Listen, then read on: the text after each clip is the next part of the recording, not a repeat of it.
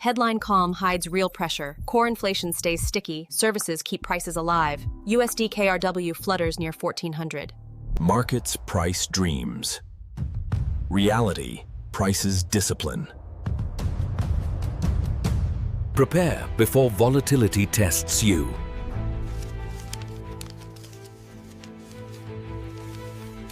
This is the brief on inflation, the US dollar, and the USD KRW exchange rate. Okay, so you might be seeing headlines saying inflation's calming down, right? But what folks are feeling at home, that's kind of different. There's this big gap you see between markets hoping for quick rate cuts and central banks looking at prices that just aren't dropping fast enough. So let's break down the three things you really got to grasp right now. First takeaway, core inflation is still pretty sticky. Forget the main CPI number for a sec. What really matters is core CPI, that's stuff like services and wages. And guess what? In the US, it's just stubbornly hanging around 3%. That's why the Fed, the US central bank, has to be careful, which causes all this market choppiness when people bet on big, fast cuts. Second, it's this weird situation with a strong dollar putting pressure on the won. The US dollar, it's staying strong, partly because the US economy is holding up okay, and well, there's just a lot of instability out there, politically and globally. And that strong dollar, it's really leaning hard on the Korean won, pushing its value down. Think more expensive imports. Finally, with exchange rates possibly jumping around wildly, what can you actually do? It boils down to having cash and flexible deals. For regular people and businesses, this really means two key things. One, build up a cash buffer, enough to cover, say, 3 to 6 months of operating costs, just in case. And two, if you're making new international deals, make sure you've got clauses in there about the exchange rate or ways to renegotiate prices. Look, navigating these big economic shifts isn't about guessing the future perfectly.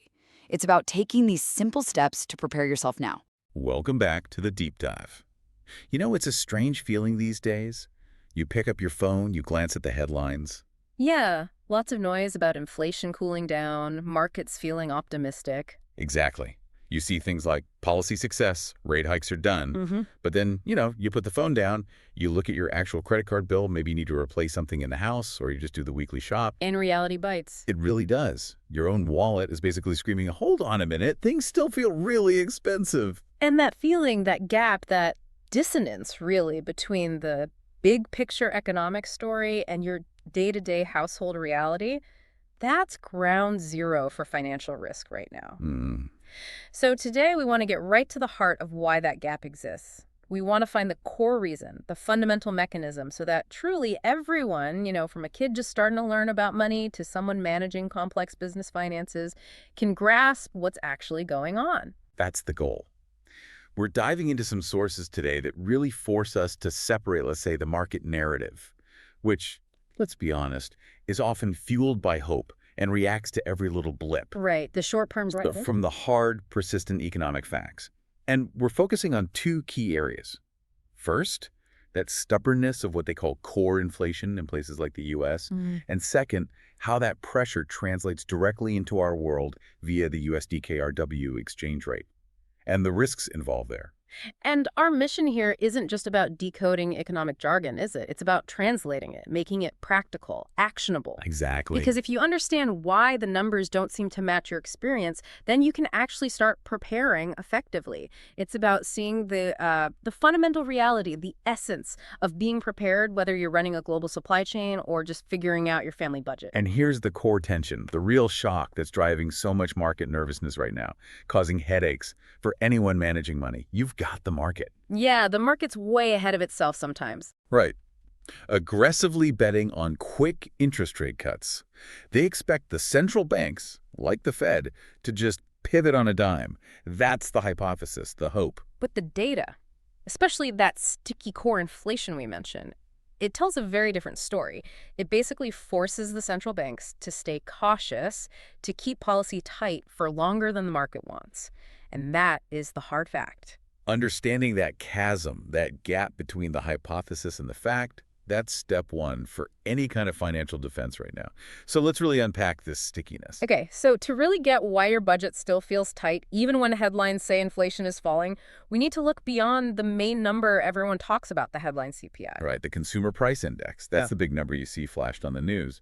And yeah, often it is falling, which sounds great. Victory, right? Well, it's a victory of sorts, but it can be misleading. Think of the economy like a building. The headline CPI, that's like the paint job, maybe the outside temperature. It might be falling because it includes the really volatile stuff. Energy prices are the classic example.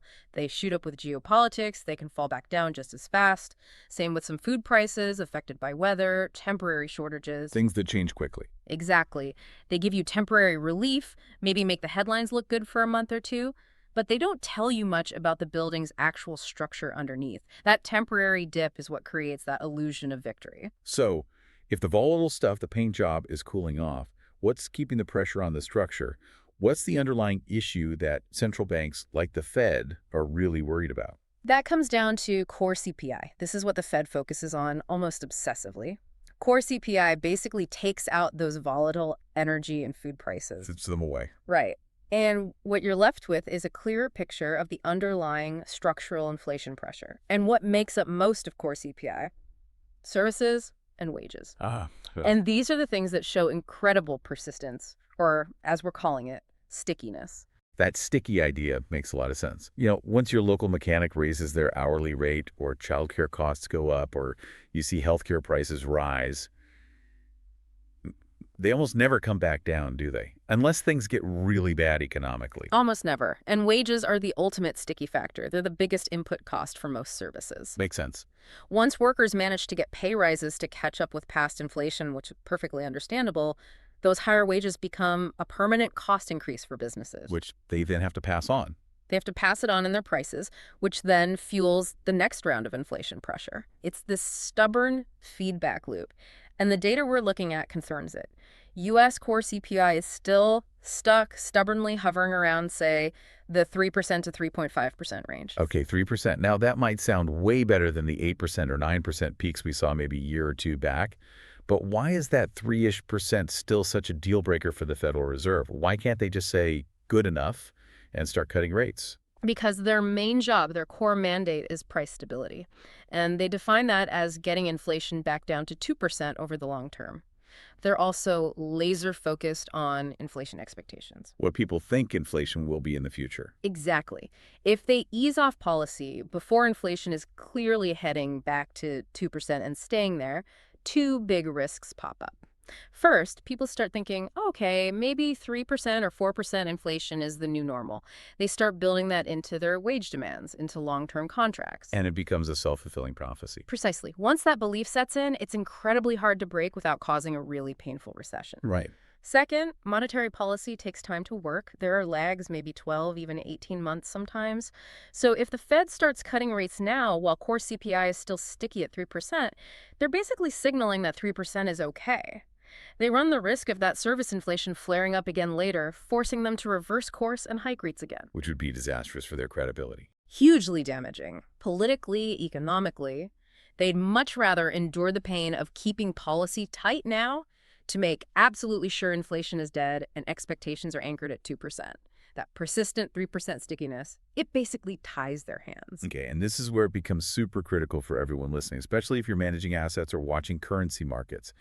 This sticky core CPI is a direct pipeline to financial market volatility all over the world. Absolutely. The fundamental problem is this huge gap in expectations. You have the market always trying to look ahead, always optimistic, seeing fallen energy prices, maybe a slightly lower headline CPI number. And they jump the gun. They jump the gun. They start aggressively pricing in those rapid rate cuts. They pre-reflect them, as the jargon goes. That's the market's hypothesis. But then you get the actual Fed officials. Yeah. The chair, the regional presidents, they stand up, look at the real data, that sticky 3% core CPI. And they have to pour cold water on it. Yeah, they basically say, hang on, we still see the stickiness. We're going to stay tight for longer than you think.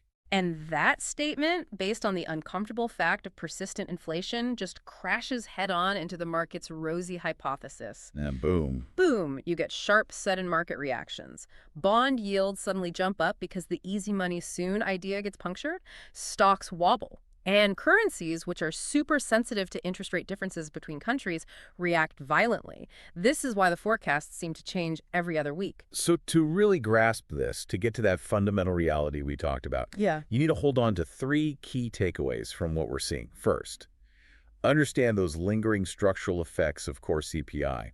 Your own budget probably feels this more than the headlines let on. Right. It's the lived experience versus the reported number sometimes. Second, recognize that policy expectation gap. The Fed is aiming for 2%, really 2%, and that likely means staying tighter for longer than the market hopes. The market wants relief now, the Fed wants certainty later. And third, accept that this persistent gap is basically a guarantee of ongoing volatility risk in stocks, bonds, and especially currencies. Okay, so if the Fed's hands are tied because U.S. service prices and wages are sticky, how does that tight policy ripple out globally? That environment of higher U.S. interest rates for longer acts like a kind of... Like a giant magnet for global capital. Yeah, exactly, a gravitational pull. Yeah. And that flow of money slams into currency markets. And right now, that pressure is really obvious in the USD KRW rate, isn't it? Let's shift focus there to currency management. Yeah, the strength of the U.S. dollar index, the DXY, which measures the dollar against a basket of other major currencies, it remains probably the single most important global macro factor for pretty much every economy outside the U.S. And even with all the talk about a potential U.S. slowdown, the dollar is still trading in a really strong range, historically speaking. Consistently high, yeah. And this strength isn't just random noise. The sources we're looking at point to two main drivers kind of reinforcing each other. It's a mix of relative U.S. economic performance and, frankly, global uncertainty. Okay, explain that. Driver number one, relative economic strength. Right. If you compare the U.S. economy to other major players, it's actually held up surprisingly well. Look at Europe still wrestling with the fallout from the energy crisis. Look at some of the structural slowdowns in Asia, including China. The U.S. looks relatively robust. Relatively, yes. Especially the job market and consumer spending have shown remarkable resilience. So if you're a global investor looking for decent returns and relative stability... Where do you park your cash? Well, the U.S. looks attractive. And because the Fed is keeping rates higher due to that sticky inflation we just discussed, U.S. assets offer a significantly better interest rate return compared to, say, Japan or the Eurozone right now. So money flows to the U.S. dollar. Capital follows yield and perceived safety. So that's one pillar of dollar strength. Okay, what's the second driver? You mentioned global fear or uncertainty. Yeah, this one's less about economics and more about psychology, really. Geopolitics. Whenever there's a flare-up, a regional conflict, major political instability in another large economy, even things like those nerve-wracking U.S. debt ceiling debates. Capital runs for cover. It runs for cover. And the default safe haven, historically, is the U.S. dollar and U.S. Treasury bonds. It's almost an automatic reaction, a flight to quality. So you combine the U.S. offering better returns and acting as a safe harbor during storms. And you get a persistently strong dollar, which naturally puts downward pressure on almost every other currency, including the Korean won. Right. Now, the specific data point for our deep dive mentioned that as of early October 2025, the USD KRW rate is trading in a pretty tight range, a box pattern, around 4,410 to 1,421 per dollar. Now, historically, that's quite weak for the won, quite high for the dollar. Very high, yes. It reflects that pressure we just talked about. But the box pattern suggests it's not in free fall. It's more like a tense equilibrium, maybe held in place by market factors or perhaps the potential for central bank intervention. And this tight high range is what creates this double-edged sword problem for the Korean economy, right? Stability is what everyone wants, but a sharp move out of this box, either weaker or stronger, causes real pain, just in different places. Exactly. It's a paradox. Let's break down those two risky scenarios. First, the one that probably hits households most directly. What if the won weakens further? Say it breaks out of the box and heads towards 1,450 or beyond. What happens then? The most immediate impact is on import prices. Everything bought from overseas energy, raw materials for factories, even imported consumer goods costs more in won terms. So higher prices at the pump, higher prices for goods in the shops, direct hit to living costs. Direct hit. And for businesses, it's like a sudden tax increase on their inputs. Which types of companies suffer most when the won weakens like that? Primarily two groups. First, any company holding significant debt denominated in foreign currency like U.S. dollars. Suddenly, the amount of won they need to find to make their loan payments just skyrockets. Big ouch. Second, Manufacturers who rely heavily on importing expensive raw materials or components, maybe specialized chemicals, high-tech parts, things like that, their costs surge, potentially wiping out their profit margins, even if they can't raise their final selling price immediately. They just have to absorb it. Okay, so that's the pain of a weaker won. But the sources are clear. The opposite scenario, a sudden strengthening of the won, is also a major danger, especially for smaller export-focused companies. Absolutely. Imagine a sudden, sharp strengthening EO. Maybe the Fed surprises everyone with cuts, or there's a huge wave of capital flowing into Korea for some reason, pushing the won from, say, 1,420 down to 350 quickly. What's the impact? It hammers the profitability of exporters. Take a small or medium-sized enterprise, an SME selling, I don't know, machine parts to the U.S. They agreed on a price in dollars months ago based on the 420 rate. Right. Now, when they get paid those dollars and convert them back, they're suddenly getting 70 fewer won for every single dollar than they planned for. That destroyed their margin calculation. Instantly. And SMEs are particularly vulnerable here. Why? They usually operate on much thinner profit margins than the giant conglomerates, the K-ball. And they don't have the fancy hedging departments. Exactly. They often lack sophisticated currency hedging strategies, so that sudden drop in the won value of their dollar sales hits their bottom line directly and very hard. It can cause severe financial distress, even push them towards insolvency if the move is sharp enough and they can't adjust. So what's the fundamental point here? Whether the won weakens sharply or strengthens sharply from this current tense equilibrium, someone gets hurt. Businesses, households, they're forced into making difficult, costly adjustments. That's the core reality. This volatility, ultimately fueled by that sticky U.S. inflation the Fed has to fight, creates real-world instability right here. Understanding this paradox, this double-edged sword, is key to why everyone needs to be vigilant right now.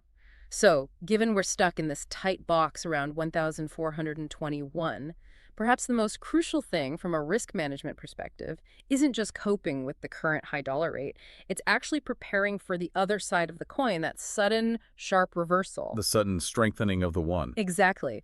We really need to spend time thinking through that scenario, even if it seems less likely right now, because the impact could be severe, especially for those SMEs we just talked about. Right, this is about proactive defense for those companies that are most exposed. They have thinner margins, fewer resources for complex finance. Let's detail the specific consequences they'd face if the won suddenly got much stronger. Okay, the sources lay out about 5 key impacts that mid-sized companies really need to brace for. First, the most obvious one we mentioned, export profitability just tanks. The math simply changes against them. Right. If you budgeted for $4,421 per dollar on your export sales, and you suddenly only get $3,350, that 71 difference comes straight out of your profit. If you're an SME running on, say, a tight 3% net margin, a currency swing like that over a year could literally wipe out your entire annual profit. Wow. Okay, second impact. Something with contracts. Yes, this is a really dangerous one. Contract and pricing issues. Think about companies that sell industrial goods, or maybe machinery with long delivery times. They often sign contracts months, maybe even a year in advance at a fixed dollar price. Based on the exchange rate at that time. Precisely. Now, if the won strengthens dramatically after the contract is signed but before payment is received, that deal, which looked profitable initially, can suddenly become a guaranteed money loser. And locked into a loss. They're locked in. Imagine building a custom machine over 6 months, only to find that when the final dollar payment comes in and you convert it, you've actually lost 5% on the whole project, purely because the currency moved against you. That lack of flexibility in contracts can be devastating for cash flow. Okay, third impact you mentioned is a bit counterintuitive. A liquidity squeeze. Even if sales volume holds up. Yeah, it sounds odd, but think about the quality of the cash flow.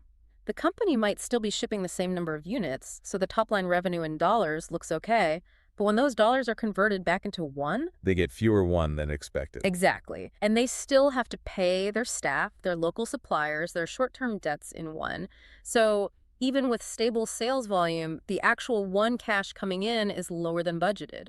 They might suddenly find themselves short of cash for day-to-day operations. Forcing them to borrow expensively or delay payments. Right. A liquidity crunch, even when the order book looks full.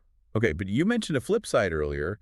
For some companies, a stronger one is actually good news, right? Yeah. A paradox within the reversal. Yes, the supply chain opportunity. This is crucial. If your company imports a lot of raw materials or components priced in dollars, maybe you're a chemical firm buying petroleum inputs or an electronics assembler buying chips. A stronger one makes those imports cheaper. Significantly cheaper. So while your export revenue in one might be under pressure, your input costs fall dramatically. For these firms, a strong one can actually boost margins or give them a competitive edge, at least temporarily. It really highlights why knowing your specific currency exposure on both the revenue and cost side is so vital. And the fifth impact, market repositioning. Yeah, intense currency pressure like this often forces companies to rethink their whole strategy. It can be a catalyst for change. A painful one, maybe. Often painful, yes. Yes. It might force firms to pivot, maybe focus more on the domestic market if exports become unprofitable, or more strategically, it pushes them to move up the value chain. How so? By developing products or services that have more pricing power, things where customers value the quality, the brand, or the uniqueness so much that they're less sensitive to price changes caused by currency swings. High value-added goods tend to have more resilient margins. Okay, so understanding those potential shocks leads us to the practical solutions. What should SMEs be doing right now to prepare for this reversal risk? The sources give some concrete steps. Yes, 3 critical actions. First, they need to seriously review and refine their hedging policy. Specifically, they need to think about period dispersion. Okay, period dispersion. Let's break that down simply.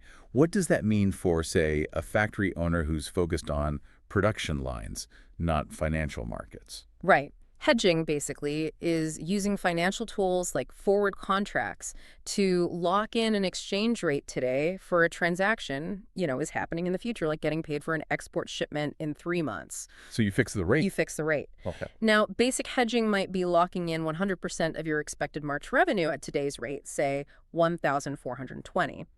But what if the one strengthens dramatically tomorrow to 3,350? Your hedge just locked you into a comparatively bad rate. You missed the upside, Right. or locked in a relative loss. Exactly. Period dispersion is like applying the basic investment rule of diversification. You wouldn't put all your savings into one stock on one day, right? No, you spread it out. Same idea with currency. Instead of hedging 100% at one point in time, you spread it out.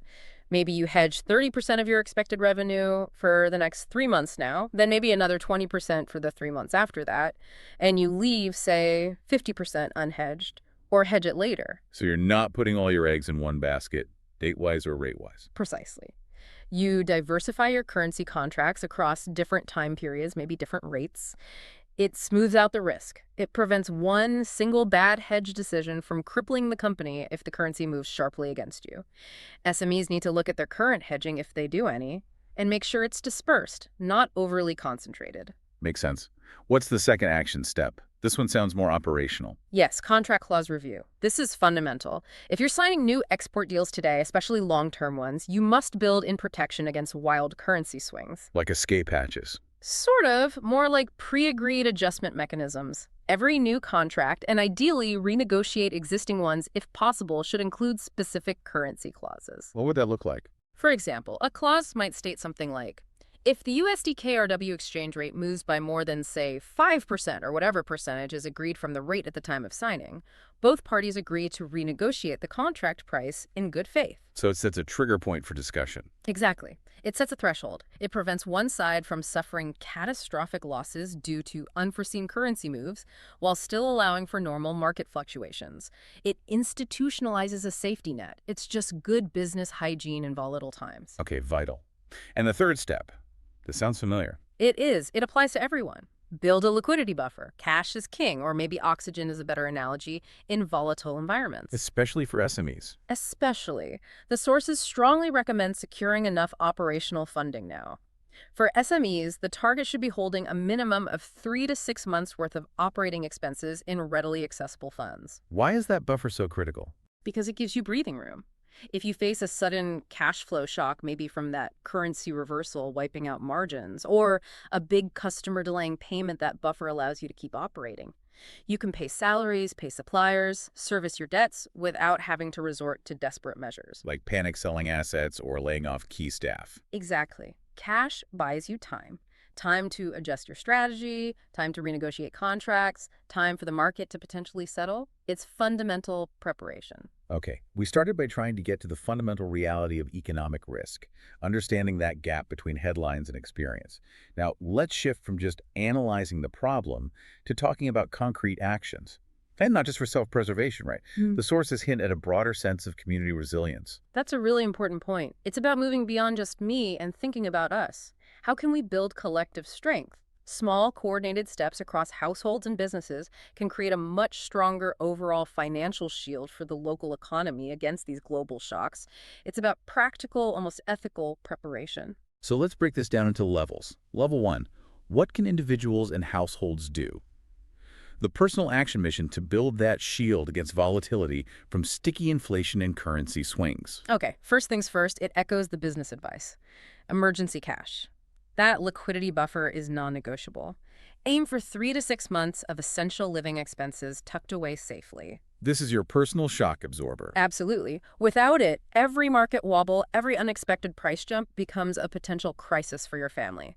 If you don't have it, building it has to be priority number 1. Okay, but what else for households? Second, really get hands-on with managing your finances. Expense decomposition. This isn't just tracking where money goes, it's actively analyzing it. Becoming the CFO of your own household. Pretty much. Separate your variable costs, things like food, transport, entertainment, from your fixed costs, rent or mortgage, loan payments, essential subscriptions. Then the mission is to identify at least, say, 3 specific concrete things you can cut back on immediately and sustainably. Not just vague intentions, but actual actions. Exactly, like I will cancel these 2 streaming services I don't watch, or we will reduce restaurant meals by X amount per month, or I will actively shop around for a cheaper phone plan. It's about making tactical choices to free up cash flow and regain control when external forces are pushing costs up. Makes sense. And the third key action for individuals, especially given the Fed, might keep rates higher for longer because of that sticky core CPI. Debt review. This is crucial. If you have significant long-term debt, particularly anything with a variable interest rate like some mortgages or other loans, You need to look at it carefully. very carefully. We can't just assume rates will fall back quickly. Explore the possibility of refinancing into a fixed rate, even if it seems slightly higher now. Locking in a predictable payment could save you a lot of pain and uncertainty down the road if rates stay high or even creep up further. Don't leave yourself exposed. Okay, solid advice for the household level. Now let's reinforce level 2, the SME action mission. These are the specific business responses tailored to handle these persistent currency and inflation risks. Right. This really drills down on the strategic steps we discussed earlier, maybe with a bit more focus. First, that hedging policy needs active management. Execute that partial hedge plus period dispersion strategy. And tailor it, right? Absolutely, it has to be tailored. If your business relies heavily on dollar price imports for its costs, you might need to hedge your future liabilities more aggressively than, say, a company that primarily sells domestically and has mostly won-based costs. Know your specific exposures. Second, hammer home that contract risk point. Yes, immediately start building those currency adjustment clauses into all new export and import contracts. Make it standard practice. It shifts the conversation from a potential crisis later to a structured negotiation based on pre-agreed terms. Turns potential panic into process. Well put. Third, product strategy. In a volatile world, you need agility. Businesses should constantly be looking at their product mix. Can you shift towards higher value-added goods? Things people will pay a premium for, regardless of small price changes. Exactly. Or look for products with high cost elasticity, meaning your margins aren't drastically affected, even if input costs wobble a bit due to currency moves. Build resilience into your product portfolio itself. And finally, liquidity. Again, Always liquidity. Businesses need to be proactive, secure those credit lines, arrange working capital facilities before you actually need them. Make sure that 3 to 6 month operational buffer isn't just cash on hand, but also includes access to funds you can draw down quickly if a real squeeze happens. Don't wait until the crisis hits to talk to your bank. Okay, so that's individual and business prep. Now, level 3 sounds really interesting. Community and industry mission. Collective resilience. Moving beyond individual defense. Yeah, this is where we think about how groups can work together for mutual protection. When the external forces are really strong, sometimes individual action isn't enough. So what's collective action look like in practice? Well, one powerful idea the sources raise is cooperative hedging. Think about industry associations, maybe working with local government support or banks. How would that work? Instead of, say, 50 small exporters all going to the bank individually and probably getting mediocre rates on small, maybe poorly timed hedges, they could pool their expected foreign currency revenues. Act as one larger entity. Exactly. As a collective, they'd have much more bargaining power to negotiate better, more diversified, period-dispersed hedging contracts.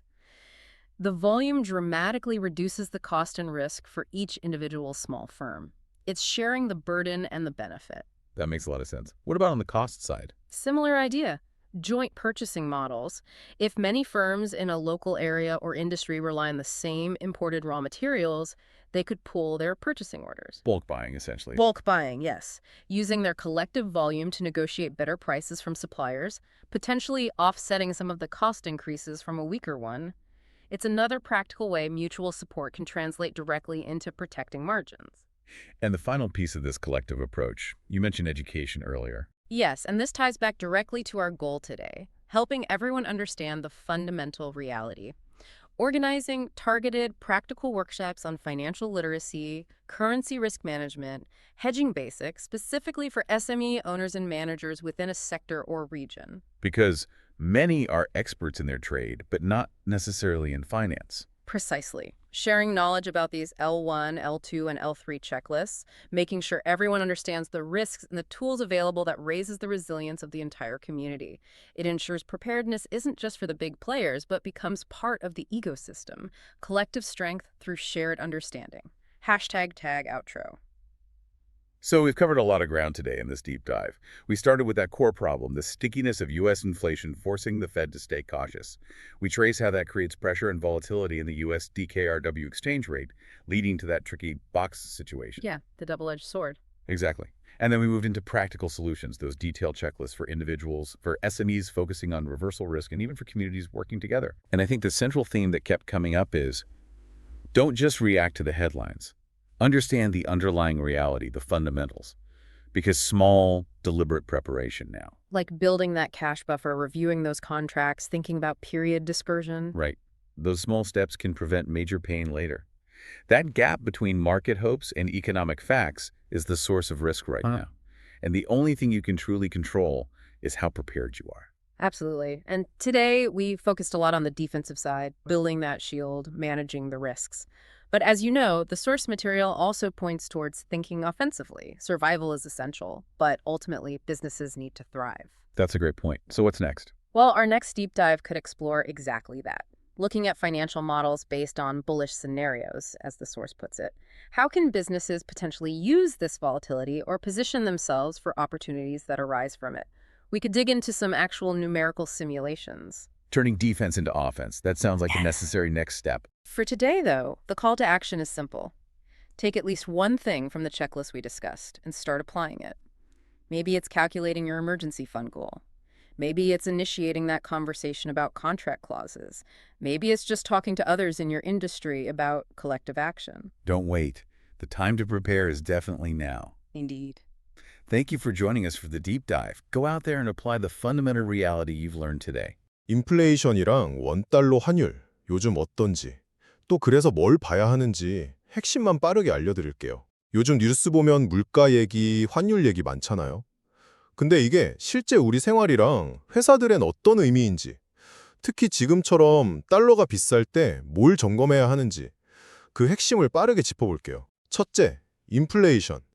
이거 아직 완전히 끝난 게 아니에요. 전체 물가 오름세는 좀 주춤하는 것 같아도 서비스 요금이나 인건비처럼 한번 오르면 잘 안 내려가는 것들이 있거든요. 이게 좀 끈적끈적하다고 표현하는데요. 이것 때문에 미국 연준 같은 중앙은행이 금리 정책을 확 바꾸기 어렵고 우리는 계속 물가 비싸다 느끼는 거죠. 둘째, 달러 힘이 여전히 강해요. 왜냐면요, 미국 경제가 다른 나라들보다 상대적으로 좀 더 낫다고 보고 또 세계적으로 좀 불안정한 일들이 있으니 안전하다고 여겨지는 달러를 사람들이 많이 찾는 거예요. 그래서 원달러 환율도 계속 1,410원 넘게 높은 수준을 유지하고 있는 거고요. 이러면 우리가 해외 물건 사올 때 더 비싸지고 반대로 수출하는 회사들은 또 환율이 갑자기 내려가면 이익 내기가 어려워질 수 있어요. 마지막으로, 그래서 현실적인 대비가 중요합니다. 특히 중소기업들은 환율 변동 위험을 줄이는 장치, 이걸 환헤지라고 하는데 이런 준비 상태를 꼭 점검해야 하고요. 계약서의 환율 관련 내용도 잘 보고 혹시 모르니 비상자금도 좀 확보해두는 게 좋습니다. 이건 사실 우리 개인들도 마찬가지예요. 비상자금 잘 챙겨두고 불필요한 지출은 없는지 관리하는 게 필요해요. 결국 중요한 건 발표되는 숫자랑 실제 우리가 느끼는 현실 사이의 차이를 잘 알고 이 인플레이션과 환율 변동에 잘 대비하는 자세입니다. 안녕하세요. 뉴스 보면 맨날 뭐 인플레이션 잡혔다, 물가 안정됐다 이런 얘기 나오잖아요. 근데 막상 장 보러 가거나 카드값 나온 거 보면 진짜 그런가? 싶을 때가 많아요. 오늘은 바로 이 숫자 뒤에 숨어있는 진짜 현실, 우리가 기대하는 거랑 실제 몸으로 느끼는 그 경제 사이의 온도차, 이거에 대해서 좀 깊이 파고들어 볼까 합니다. 그냥 뭐 경제 지표 설명이 아니고요. 바로 당신의 지갑, 당신의 사업, 우리 삶에 대한 이야기입니다. 네, 오늘 저희가 같이 볼 자료가 바로 인플레이션과 USD KRW 실전 대응 체크리스트라는 건데요. 이 자료를 보면 현재 인플레이션 상황, 특히 왜 근원 물가라는 게 생각보다 오래 가는지, 그리고 이게 또 달러 가치나 원달러 환율에는 어떤 영향을 좀 미치는지 그걸 분석하고 있습니다. 근데 이게 재밌는 게 그냥 분석만 하는 게 아니더라고요. 개인, 또 기업, 더 나아가서 뭐 공동체까지 각자 그럼 뭘 해야 하는지 구체적인 행동 리스트를 딱 제시해 준다는 점이에요. 시장이 그냥 막연하게 기대하는 거 있잖아요. 뭐 가설 같은 거. 그거랑 데이터가 딱 보여주는 현실, 그러니까 사실, 이걸 딱 구분하면서 말이죠. 자, 그럼 이 체크리스트가 보여주는 현실 속으로 한번 같이 들어가 볼까요? 좋습니다. 그럼 먼저 인플레이션의 진짜 모습부터 좀 확실하게 짚어보죠. 사실 팩트부터 딱 보면요. 전체 소비자 물가 지수, CPI 상승률만 보면 좀 둔화되는 것 같아 보일 수 있어요. 그런데 이 자료는 그 변동성 큰 거 있잖아요. 에너지, 식료품 가격 이런 걸 뺀 근원 코어 CPI를 봐야 한다. 이렇게 강조합니다. 특히 서비스 쪽 그리고 임금 상승하고 관련된 물가가 잘 안 떨어진다는 거죠. 그 끈적함, 스티키니스 이게 문제라는 겁니다. 그러니까 헤드라인 숫자만 보고 이제 괜찮네 하기에는 아직 이르다는 거군요. 예를 들면 뭐 식당 밥값이나 애들 학원비 같은 거요. 그런 서비스 요금은 한번 오르면 진짜 잘 안 내려오잖아요. 그런 게 아직 안 잡혔다는 말씀이시죠. 야, 이거 아이들 용돈 주는 것부터 시작해서 우리 집 살림 예산 짜는 것까지 다 영향이 크겠네요. 네, 정확히 보셨어요. 자료를 보면요. 미국 근원 CPI는 여전히 연 3%대 수준에서 좀처럼 시원하게 내려오질 않고 있습니다. 바로 이 끈적함 때문에 중앙은행, 그러니까 미국 연준 FED가 금리 인하 카드를 함부로 못 꺼내는 거예요. 섣불리 정책 바꿨다가 물가가 다시 불안해질까 봐 엄청 조심하는 거죠. 이게 현재 정책 결정의 현실, 팩트입니다. 그런데 시작은 좀 생각이 다른 것 같아요. 뭐 곧 금리 내릴 거다, 경기 부양책 나올 거다 하면서 먼저 막 움직이는 경향이 있잖아요. 이런 기대, 하이프하고 연준의 그 신중한 태도, 팩트, 이 사이에서 좀 간극이 생기는 거군요. 바로 그 지점입니다. 이 자료가 딱 짚는 핵심적인 불안 요인이 그거예요. 시장은 막 빨리 금리 내릴 거라고 기대하는데 하이프, 실제 정책은 데이터를 보면서 천천히 움직이잖아요. 팩트. 그 사이의 괴리감, 이 인식 차이가 금융시장을 예측하기 어렵게 만들고 또 변동성을 키우는 주된 원인이라는 분석입니다. 기대가 현실이랑 팍 부딪히면서 갑자기 방향이 확 바뀔 때 그때 시장이 크게 흔들릴 수 있다는 거죠. 정리하면 근원 물건은 끈적하고 팩트, 시장은 너무 앞서 나가고 하이프, 그 사이에 간극이 변동성 리스크를 만든다. 이게 지금 상황 요약입니다. 인플레이션 얘기하다 보니까 자연스럽게 달러, 환율 문제로 넘어가네요. 자료에서는 지금 달러의 힘, 이거에 대해선 어떻게 보고 있나요? 여전히 센가요? 네, 그렇습니다. 달러의 전반적인 힘을 보여주는 게 달러 인덱스 DXY라는 건데요. 이건 뭐 유로, 엔화 같은 주요 6개국 통화랑 비교해서 달러 가치를 보여주는 지수예요. 근데 이 지수가 여전히 꽤 높은 수준에서 움직이고 있습니다. 이 자료가 분석 기준으로 잡은 시점이 2025년 10월 초인데 그때 원달러 환율 USD KRW는 대략 1,410원에서 1,420원 사이 그 정도의 좀 좁은 범위에서 오르락 내리락 하고 있다고 분석하고 있어요. 달러가 왜 이렇게 계속 힘이 센 걸까요? 자료에선 어떤 이유를 주로 드나요? 이 자료는 크게 두 가지를 꼽는데요. 첫째는 다른 주요 나라들에 비해서 미국 경제가 상대적으로 아직 괜찮다, 견조하다는 점이고요. 둘째는 전 세계적으로 어디서 전쟁이 나거나 정치적으로 불안하거나 그런 불확실성이 커질 때 있잖아요.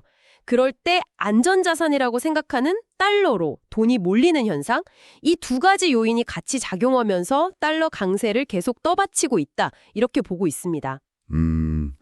달러가 계속 세면 우리 원화는 상대적으로 약할 수밖에 없겠네요. 이게 우리 실생활에는 구체적으로 어떤 영향을 줄까요? 당장 해외 직구할 때 가격부터 비싸지는 건가요? 맞습니다. 원화 가치가 떨어지면, 그러니까 환율이 오르면요, 수입하는 물건들 가격이 원화로 개선했을 때 비싸지죠.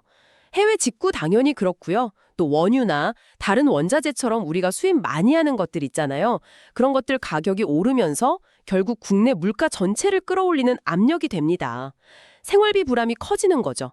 근데 또 반대로 만약에 어떤 이유로든 원화 가치가 예상과 다르게 갑자기 확 오른다, 환율이 뚝 떨어진다.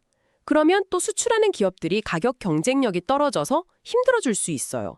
수출품 달러 가격을 그대로 두면 원화로 받는 돈이 줄어들고, 원화 기준으로 가격을 맞추려면 달러 가격이 비싸지니까 경쟁에서 밀릴 수 있죠. 이야, 이래도 문제 저래도 문제네요. 양쪽 다 참 곤란한 상황이네요. 예를 들어서 이 자료에서 좀 경고하는 시나리오 같은 건 뭐가 있을까요? 환율이 1,450원을 훌쩍 넘어가는 그런 아주 안 좋은 상황 같은 거요? 네. 이 자료는 그런 시나리오도 한번 생각해 보면서 기업들한테 리스크 점검을 하라고 촉구합니다. 만약에 원달러 환율이 1,450원 위로 확 오른다, 즉 원화 가치가 크게 떨어진다, 이런 상황이 오면요, 달러로 빚이 많은 기업은 이자 부담이 갑자기 확 늘어날 수 있겠죠. 또 수입 원자재나 부품에 많이 의존하는 제조업체들은 원가 압박이 너무 커져서 견디기 힘들어질 수 있고요. 반대로 가능성은 낮지만 만약에 원화 가치가 갑자기 확 오른다, 이런 상황이 오면요, 특히 이익률이 낮은 수출 중소기업이나 중견기업들은 이익이 확 줄거나 아예 적자로 돌아설 위험도 있다는 겁니다. 그래서 이 자료가 기업들한테 지금 당장 점검해야 할 리스트로 세 가지를 딱 강조해요. 첫째, 자금 유동성, 그러니까 돈은 충분히 돌고 있는가. 둘째, 환율 변동 위험에 대비하는 환해지, 이건 준비되어 있는가. 셋째, 기존 계약서에 환율 변동 관련 조항은 어떻게 되어 있는가. 이 세 가지요. 네, 그럼 이제 좀 더 구체적인 대응 방법으로 넘어가 보죠. 특히 좀 어려움을 겪을 수 있는 중소기업, 중견기업들은 그럼 어떻게 해야 할까요? 이 자료가 지금 달러 강세, 이것뿐만 아니라 혹시 모를 원화 강세 시나리오에 대한 대비도 해야 한다, 이렇게 강조하는 게 좀 인상 깊네요. 네, 맞아요. 지금 당장은 달러 강세, 원화 약세가 더 현실적인 고민이지만 이 자료는 설마 하는 상황에도 대비해야 한다, 이걸 분명히 하고 있어요. 경제라는 게 언제든 예상을 벗어날 수 있으니까요. 만약에 원화가 강세로 확 돌아선다면 그때 중소, 중견 기업들이 겪게 될 현실적인 어려움들을 구체적으로 딱딱 짚어주고 있습니다. 예를 들면 어떤 것들이 있을까요? 우선 제일 직접적인 건 수출하고 받은 돈을 원화로 바꿀 때 수익이 줄어드는 거. 수출 채산성 악화죠. 또 예전에 원화가 약했을 때, 그러니까 환율이 높을 때 고정된 환율로 장기 공급 계약을 맺었다면 오히려 손해를 볼 수도 있어요. 이게 계약 조건이나 가격 경쟁력 문제로 이어지는 거고요. 심지어 매출액 자체는 그대로여도 실제 회사 통장에 들어오는 현금이 줄어드는 유동성 악화 가능성도 지적합니다. 그렇군요. 근데 위기가 있으면 기회도 있다고 하잖아요. 원화 강세가 꼭 나쁜 면만 있는 건 아닐 수도 있지 않을까요? 이 자료에서도 혹시 그런 점을 얘기하나요? 물론입니다. 이 자료는 원화 강세 시나리오의 기회 요인도 놓치지 않고 있어요. 예를 들어서 수입하는 원자재나 부품 비중이 높은 기업이라면 오히려 원가 절감의 기회가 될 수 있겠죠. 또 환율 변동을 계기로 해서 너무 수출에만 의존하지 말고 내수 시장을 좀 더 공략한다거나 아니면 좀 더 부가가치가 높은 제품 위주로 포트폴리오를 다시 짠다거나 이런 사업 구조 개선의 계기로 삼을 수도 있다, 이렇게 조언합니다. 그렇다면 이런 원화 강세라는 시나리오, 어쩌면 반가울 수도 있지만 준비 안 되면 당황할 수 있는 이런 상황에 대비하기 위해서 이 자료는 실질적으로 뭘 제안하나요? 이 체크리스트는 크게 세 가지 핵심 대응 방안을 제시하는데요. 첫째는 환해지 전략 점검하고 실행하기입니다. 여기서 중요한 건 그냥 회지를 하냐 마냐가 아니에요. 어떤 비율로, 어떤 상품으로, 또 기간은 얼마나 나눠서 할 거냐. 이걸 회사 현금 흐름이나 수출입 구조에 딱 맞춰서 구체적으로 짜고 실행해야 한다는 거죠. 그냥 감이 아니라 데이터 기반으로요. 둘째는 계약 조건 다시 보고 관리 강화하기. 특히 새로 계약하거나 장기 계약할 때는 환율 변동 위험을 좀 나누거나 가격을 조정할 수 있는 조항을 꼭 넣고 기존 계약들도 이런 관점에서 다시 한번 봐야 한다고 강조하고요. 셋째는 미리 유동성 확보하기입니다. 예상 못한 환율 변동이나 매출 감소에도 버틸 수 있게 최소 3개월에서 6개월치 운영 자금을 미리 확보해둔 안전장치가 꼭 필요하다는 거죠.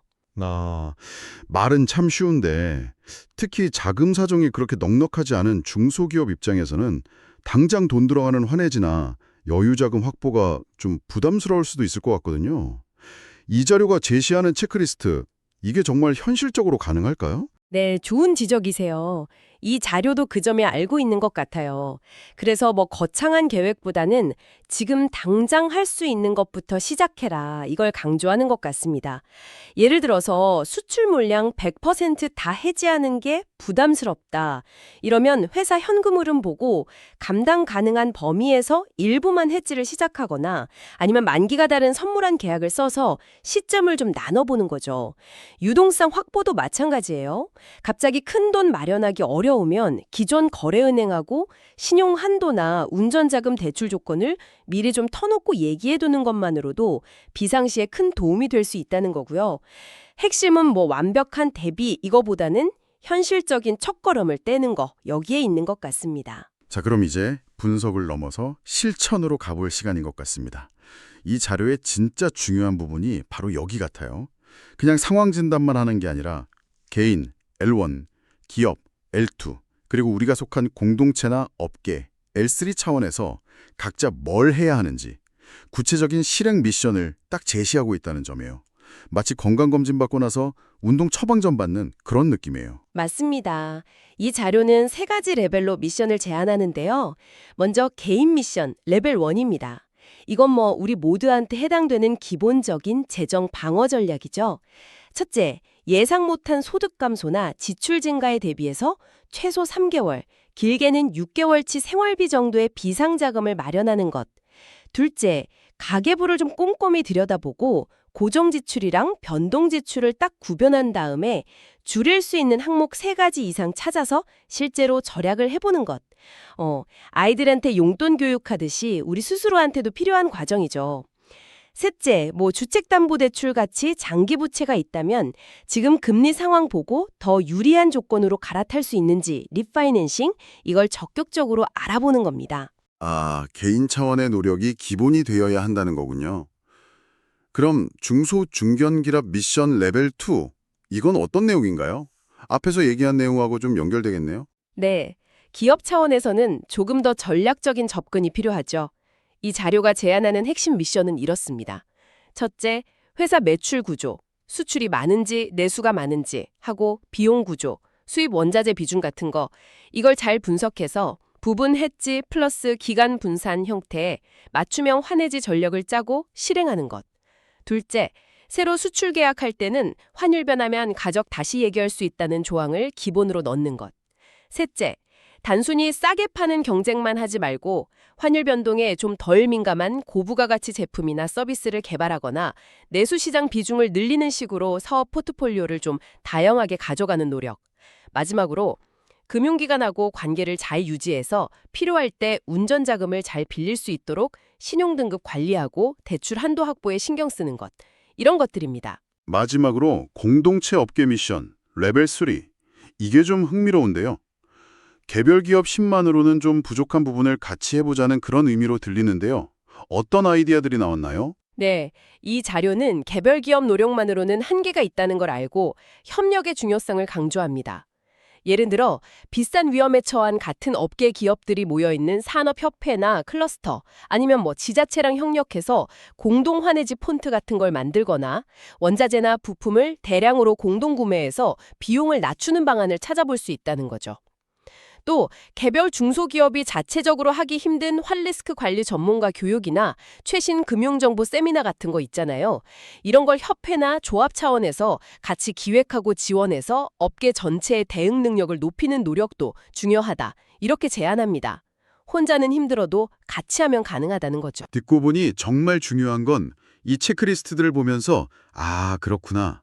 그냥 지식으로만 아는 게 아니라 오늘 당장 내가, 우리 회사가, 우리 모임이 할 수 있는 현실적인 첫 7일 액션, 이걸 정해서 시작해보는 거겠네요. 바로 그 점을 이 자료는 마지막까지 강조하고 있습니다. 완벽한 계획 세우느라 시간 보내기보다 작더라도 의미 있는 변화를 만들 수 있는 구체적인 행동 하나를 지금 시작하는 것. 그것이 이 불확실한 시대를 헤쳐나가는 가장 현명한 방법일 수 있습니다. 오늘 저희가 함께 살펴본 이 자료는 결국 복잡한 경제 지표나 환율 숫자 너머에 있는 사람들의 이야기였습니다.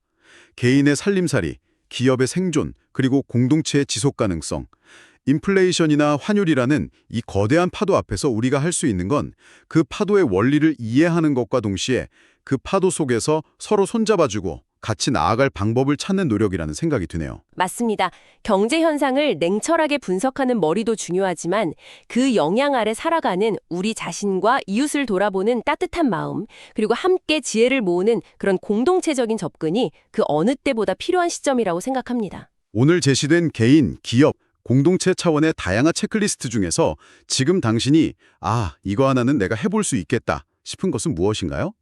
작은 준비 하나가 미래의 큰 불안감을 덜어줄 수 있습니다. 오늘 저희 이야기가 그 작은 실천을 시작하시는데 조금이나마 용기를 드릴 수 있었으면 좋겠습니다. 네, 다음 시간에는 오늘 논의된 내용을 바탕으로 해서요. 특히 기업을 운영하시는 분들이 좀 실질적인 도움을 얻으실 수 있게 원화 강세 또는 약세, 각 시나리오별로 재무에 어떤 영향이 있는지 이걸 실제 가상의 숫자를 좀 써서 시뮬레이션 해보는 조금 더 깊이 있는 탐구를 준비해 오겠습니다. 오늘 저희와 함께 해주셔서 감사합니다. 다음 시간에 더욱 유익하고 실질적인 내용으로 다시 찾아뵙겠습니다.